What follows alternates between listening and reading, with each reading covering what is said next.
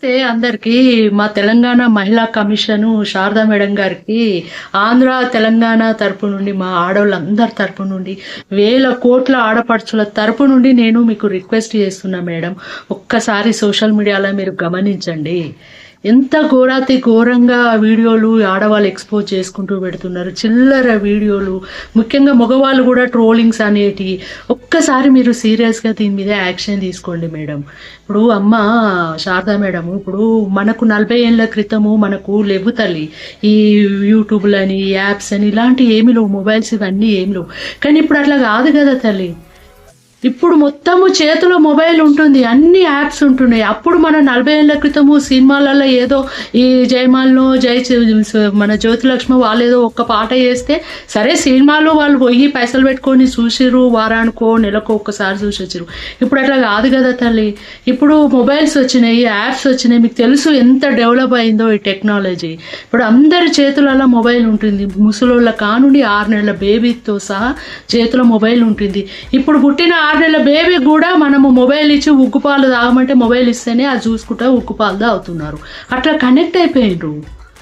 కానీ ఈ సోషల్ మీడియాలో, ఈ యాప్లలో, ఇప్పుడు మోజో కానీ, ఇన్స్టాగ్రామే కానీ, లేకపోతే యూట్యూబ్లే కానీ, ఇలా ఈ యాప్లలో ఎంత భయంకరమైన వీడియోలు చేస్తున్నారు తెలుసా. ఒక్కరని కాదమ్మా, నార్మల్ పీపుల్స్ ముఖ్యంగా వాళ్ళందరికీ కూడా ఇది ఒక ప్లాట్ఫామ్ అయిందమ్మా. విటులను ఆకర్షించుకోవడానికి కూడా ఈ యాప్లు అనేది ఒక ప్లాట్ఫామ్ లెక్క చేసుకున్నారు. దయచేసి మీరు దీన్ని గమనించండి. మీరు యాక్షన్ తీసుకుంటే ఇవన్నీ కంట్రోల్ అవుతుంది అమ్మ. ఒక్కసారి శారదా మేడం గారు ఒక్కసారి ఆలోచించండి. ఇప్పుడు కాలేజీ స్టూడెంట్స్ ఉంటారు, సరే పిల్లలు చదువుకునే పిల్లలు. ఇప్పుడు స్టూడెంట్స్కి అయితే కాలేజీ డిగ్రీ చేసే వాళ్ళకైతే మొబైల్ అలాటే కదా. హై స్కూళ్ళలో అంటే అలాట్ ఉంటుంది, కానీ స్టూడెంట్స్కి వీళ్ళకు డిగ్రీ వాళ్ళకు అలాట్ ఉంటుంది. ఇంటర్ డిగ్రీ వాళ్ళకి వీళ్ళు క్లాస్లో కూర్చుంటే ఈ మగపిల్లలకు వీళ్ళు ఇలాంటి వీడియోలన్నీ అప్లోడ్ అవుతూ ఉంటే వాళ్ళు అసలు లెసన్ వింటారా? ఈ పిల్లలు మొత్తము దీని మీదనే కాన్సన్ట్రేషన్ అయిపోయి వీళ్ళకి ఎట్లుంటుంది అంటే వీళ్ళకు మొత్తము దీని మీదనే ఇట్లా అట్రాక్షన్ అయిపోతారు, స్టడీ మీద ఉండదు. పిల్లలకు ఇట్లా ఎట్లయిపోతుంది అంటే వీళ్ళకు మొత్తము ఇది ఒక యావా లెక్క అయిపోతుంది. ఎప్పుడు ఎవరేం ఓపెన్ చేసిరా, ఎప్పుడు ఎవరిని చూద్దుమా, ఎవరేం చేసిరా అనేది ఇట్లుంటుంది. ఈ ఏ ఒక్కరిని మనం నిందించేది కాదమ్మా. నార్మల్ పీపుల్స్ కూడా ఉన్నారు ఎక్స్పోజ్ చేసేటోళ్ళు. ఇప్పుడు అమ్మ ఒక్కసారి శారదా మేడం గారు ఒక్కసారి ఆలోచించండి. ఊర్ల పంటి పిల్లల్ని, ఆడపిల్లల్ని కానీ మగపిల్లల్ని కానీ ఈ సిటీకి చదువుకోవడానికో లేకపోతే జాబులు వచ్చినాకనో వాళ్ళని తీసుకొచ్చి హాస్టల్లో పెట్టిపోతారు. వాళ్ళు నమ్మకంగా ఉంటారు, అయ్యో మా పిల్లలు మంచిగా ఉన్నారని. ఈ పిల్లలకు ఆ ఉడుకు రక్తం వాళ్ళకి ఏమి తెలియదు.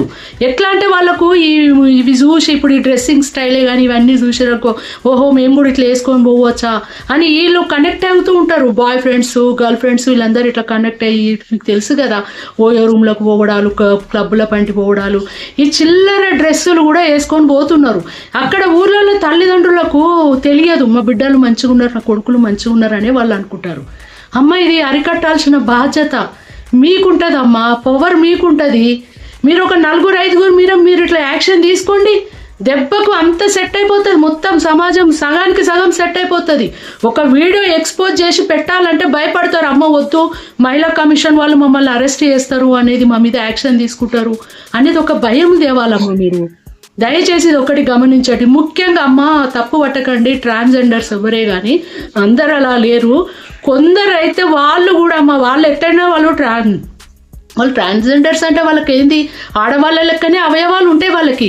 ఇక వాళ్ళు ఎట్లా అంటే వాళ్ళు కూడా భయంకరమైన వీడియోలు పోస్టులు పెడుతున్నారు. నేనైతే ఇన్స్టాగ్రామ్లో అయితే ఒక ఆమెది చూసి అయితే అబ్బా, ఇక నేనైతే చెప్పలేనమ్మా శారదా మేడం. ఆమె అట్లా పెడుతూ ఉంటే అమ్మ ఒక్కసారి సమాజం కోసము, మన పిల్లల కోసము ఒక్కసారి ఆలోచించండి తల్లి మీరు. ఇప్పుడు ఫారెన్ వాళ్ళది పక్క పెట్టండి, మన వాళ్ళు ఇట్లా చేయడము, ముఖ్యంగా మన తెలుగు రాష్ట్రాల వాళ్ళు, ఆంధ్ర కానీ తెలంగాణ కానీ భయంకరమైన నార్మల్ పీపుల్స్ ఉంటే అట్లా చేస్తుర్రు. ఇట్లా ఒక్కసారి ఆలోచించండి మేడం. మీరు యాక్షన్ తీసుకుంటేనే కదా ఇది కంట్రోల్ అయ్యేది. రమ్మంటారా చెప్పండి, మేము అందరం వచ్చి మేము కంప్లైంట్ ఇస్తాం. చెప్పండి, మేము ఏమంటే మేము అందరు ఎవరెవరైతే ఈ సోషల్ మీడియాలో ఎవరెవరైతే ఇట్లా వీడియోలు పోస్టులు ఇట్లా అంత గలీజ్గా పెడుతున్నారో వీళ్ళందరి మీద మేము కంప్లైంట్ చేయమంటే చేస్తాం. ఎందుకంటే హ్యూమన్ రైట్స్ వాణి మన ఆంధ్ర ప్రెసిడెంట్ ఆమె, నేను కూడా హ్యూమన్ రైట్స్ మెంబర్నే. నేను ఆ వాణిని అడిగిన, నేను 7 months బ్యాక్ అడిగిన, వాణి ఏంద్రా ఒక్కసారి దీని మీద మనం ఏందో ఒక్కసారి చేద్దాంరా, యాక్షన్ తీసుకుందాము, ఒక 4-5 మనం ఇట్లా చేద్దాంరా, అంత భయం వస్తుందని. నిజమమ్మా, మేము ఒక 8 నెలల క్రితం నేను వాణి అనుకున్నాం ఈ విషయము. కానీ మీకు ఇంకా మాకంటే మీకు మంచి నాకు బాగా అనిపించారు మీరు, అందుకని మీకు రిక్వెస్ట్ చేస్తున్న తల్లి, కావాలంటే మేము అందరం వస్తాం, ఆడోళ్ళం మేమందరం మీ ఆఫీస్కి వచ్చి మేము సంతకాలు పెట్టిస్తాం. మేము దయచేసి ఒక 4-5 మీద మీరు సీరియస్గా యాక్షన్ తీసుకోండి.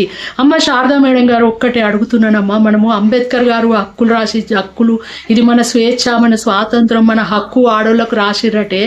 అమ్మ అంబేద్కర్ గారు ఏ ఉద్దేశంతో రాసిడు తల్లి? ఆడవాళ్ళు మీరు అప్పుడు 50 ఏళ్ళు 70-80 ఏళ్ళ క్రితం ఆడవాళ్ళు ఇంట్లోకి వెళ్ళి బయటకు వెళ్ళకుండా ఆ 8 గజాల 6 గజాల చీర కట్టుకొని ఇల్లు కడప దాటకుండా ఉన్నారు.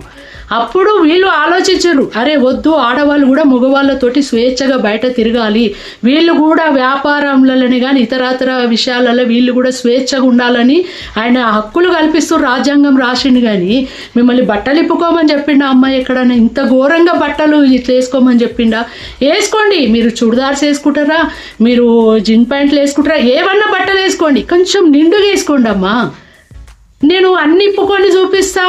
కానీ మీరు మాత్రం నాకు తమ్ముళ్ళు, నాకు అన్నలు, మీరు మొత్తము నన్ను ఆ ఉద్దేశంతో చూడొద్దంటే శారదా మేడం గారు ఇది ఎంతవరకు కరెక్టు? అన్నిప్పి చూపిస్తా, మీరు నన్ను అట్లా చూడొద్దంటే చూడకూకుంటారా మగవాళ్ళు? మీరు చెప్పండి ఒక్కసారి, ఇలాంటి స్టేట్మెంట్లు ఎట్లా ఇస్తారు వీళ్ళు? మీరు ఇవన్నీ ఎందుకు ఆలోచిస్తలేరు? అంటే మీకు తెలుసు ఇవన్నీ, కానీ ఒక్కసారి అమ్మ దయచేసి ఒక్కసారి ఇది ఆలోచించండి. మొత్తము మా తెలంగాణ, మా ఆంధ్ర ఆడపడుచుల తరపు నుండి నేను అడుగుతున్నానమ్మా. ఎంతోమంది నాకు కామెంట్స్ పెడుతున్నారు, నేను ఒక్క వీడియో పోస్ట్ చేస్తే అది ఒక 8 లక్షలు, అసలు అంత రిసీవ్ చేసుకుంటారని నేను అనుకోలే. అంటే వాళ్ళు ఎంత ఆవేదనగా ఉన్నారు, 1000 కామెంట్లు పెడుతున్నారు. అమ్మ మీరు ఒకసారి కమిషనర్ గారితో మాట్లాడండి అని. అమ్మ దయచేసి శారదా మేడం గారు, మీరు ఒక్కసారి ఇది సీరియస్గా తీసుకోండి. మన పిల్లల భవిష్యత్తు కోసం అమ్మ, మన పిల్లల భవిష్యత్తు కోసం ఒక భయం తీసుకురండి, ఒక కోడ్ తీసుకురండి డ్రెస్కి. ఇప్పుడు గుళ్ళల్లా ఎట్లుంది కోడు, మీరు చుడిదార్లు వేసుకొని రావాలి, మీరు అది మంచి ఇట్లా కొంగు కప్పుకొని రావాలని కోడ్ తెచ్చిరు కదా, గట్లనే బయట కూడా పిల్లలు మీరు డ్రెస్సులు వేసుకోండి. కానీ ఇలాంటి యాప్లలోనే కానీ ఎవరే కానీ బయట మాత్రము నిండుగా వేసుకోవాలి. సరే కొంచెం అరకొరగా బ్లౌజులు కొంచెం నెక్ అని అవన్నీ ఏమంటారు, కొంచెమన్నా ఓ పద్ధతి ఉండేటట్టుగా చెప్పండి అమ్మ. నిజంగా చెప్తున్నా శారదా మేడం గారు, మన ఇండియా కల్చర్కు, మన ఇండియా డ్రెస్సింగ్కి ఎంత వాల్యూ ఉన్నది తెలుసా? నేను పోయిన ఇయర్ ఫారెన్కి వెళ్ళి ఉంటే, నేను మా బిడ్డ తోటికోడలు ఇద్దరం మేము చుడిదార్స్ వేసుకొని వాకింగ్ పోతున్నాము. అక్కడ వాళ్ళు వచ్చి, ఒక ఆమె వచ్చి, అబ్బా మీ డ్రెస్సింగ్ ఎంత బాగుందండి, సూపర్, అంటే ఇండియన్ వేర్ అండి ఇది మాది అని గర్వంగా చెప్పుకున్నాం మేడం. నేను ఒకరైతే కారు దిగొచ్చి చాలా బాగుంది డ్రెస్ ఈజ్ నైస్ అని చెప్పేసి అని ఎంతో గర్వంగా చెప్పుకున్నాం. శివాజీ గారు చెప్పినట్టుగా ఎక్కడ ఏ ప్రపంచంలో ఎక్కడ చీర కట్టుకొని నిలబడ్డారంటే వాళ్ళు ఇండియా అంటారు అని చెప్పింది 100% మేడం, కరెక్ట్. అది మనకు అంత వాల్యూ ఉంది. మనం బట్టలు డ్రెస్సులు వేసుకోకొద్దంటలేం, కానీ ఒక పద్ధతిగా వేసుకోవాలి కదమ్మా. ఒక్కసారి దయచేసి ఆలోచించండి తల్లి. అందరూ ఏదైనా తప్పుంటే నన్ను క్షమించండి. అమ్మ శారదా మేడం గారు, ఏదైనా తప్పు మాట్లాడితే దయచేసి నన్ను క్షమించండి. ఇది మా అందరి ఆవేదన. మీకు కావాలంటే మేము అందరం వచ్చి మేము సంతకాలు పెట్టి మేము మీకు కంప్లైంట్ చేయమంటే మేము చేస్తాం. మేము ఎవరెవరి మీద చేయాలో మాకున్నారు కొంతమంది, మా దృష్టిలో ఎవరెవరు ఇట్లా చేసేటోళ్ళు ఉన్నారని మాకున్నారు, నార్మల్ పీపుల్స్లో కూడా. కానీ మీరు ఒక్కసారి మోజోలో చూడండి అమ్మ, ఇంకా ఘోరంగా ఎట్లా అంటే లైవ్లలో కూర్చొని ఆడవాళ్ళు భయంకరంగా చేస్తున్నారమ్మా. ఇవి దయచేసి అరికట్టండి. ఇంకా సమాజం ఖరాబ్ అయిపోతుంది, పిల్లలు ఇంకా చేతికి రారు. ఇంకా ఇప్పుడు జనరేషన్ ఇంకెట్లా ఇదైపోతారో అనిపిస్తుంది. అమ్మ ఒక్కటి శారదా మేడం గారు ఒక్కటి అడుగుతాను. ఇప్పుడు మీకు తెలుసు, గంజాయి తాగడమో మందు తాగడమో ఒక మొగోడు ఇక అది డ్రింక్ తాక్కుంటానో మత్తు మందు తీసుకుంటానో ఉన్నప్పుడు ఈ మొబైల్లో ఇలాంటి వీడియోలు చూస్తే వాడికి ఆర్గాన్స్ రేజ్ అవుతాయి కదా. ఆ రేజ్ అయినప్పుడు వీళ్ళ వీడియోలు చూస్తారు, కానీ వాడి కంటి ముందు ఎవరుంటే వాడికి అదే కావాలి. ఆ టైంలో వాడికి అది కావాల్సిందే. ముసలోళ్ళ 6 నెలల పాపన అనేది వాడికి అనవసరం, వాడికి అది కావాల్సిందే. ఇవి కూడా ఒక అనార్థాలే కదమ్మా. మేము వేసుకుంటే జరుగుతున్నాయి, అవును వాళ్ళు వేసుకుంటేనే అవి చూసి వీళ్ళు తట్టుకోలేకనే జరుగుతున్నాయి. ఇంకా ఎన్నో అనర్థాలు జరుగుతున్నాయి. అది ప్రకృతి సృష్టి కదా శారదా మేడం గారు. మొగోళ్ళు మీరు నేను ఇప్పుకొని చూపిస్తా, మీరు నన్ను ఒక చెల్లె లెక్క చూడండి, మీరు ఒక అక్క లెక్క చూడండి అంటే, ఈ ప్రపంచంలో నేను చెప్తున్నాను, తోడబుట్టిన రక్తం పంచుకొని పుట్టిన ఒక అన్న తమ్ముడు తప్ప ప్రతి ఒక్కడి కళ్ళల్లో కామమే ఉంటుంది. మీదికి చెల్లె అంటారు, మీదికి అక్క అంటారు. దయచేసి తప్పు పట్టకండి అన్నదమ్ములందరూ. మీ మనసుకు తెలుసు, మీ అందరికీ తెలుసు ఈ విషయము. మీదికి మాట్లాడతారు కానీ లోపల మాత్రం చెల్లె అని అంటారు, కానీ లోపల మాత్రం ఇన్నర్లా కొంచెం అన్నా వాడికి ఇంత ఫీలింగ్ ఉంటుంది. ఎవరు అనుకోరమ్మా అక్క చెల్లె అని. అంటే తప్పు పట్టకండి అన్నదమ్ములందరూ. ఉండేటోళ్ళు ఉండొచ్చు మంచివాళ్ళు, కానీ 180% అలాగే ఉంటారు. ఒక్క తోడబుట్టిన అన్నకు తమ్ముడికే ఉండదు.